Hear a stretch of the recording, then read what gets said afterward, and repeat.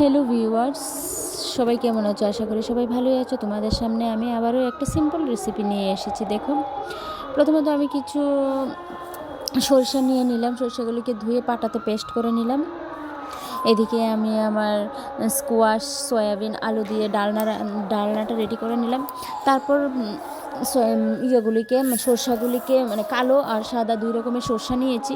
সরষাগুলিকে paste করার পর কড়াইতে আমি কিছু তেল দিয়ে দিলাম। তেল দেওয়ার পর তেলটা যখন গরম হয়ে যাবে তখন এটার মধ্যে তেজপাতা, শুকনো লঙ্কা, কালো জিরা দিয়ে সরষাটাকে দিয়ে দেবো।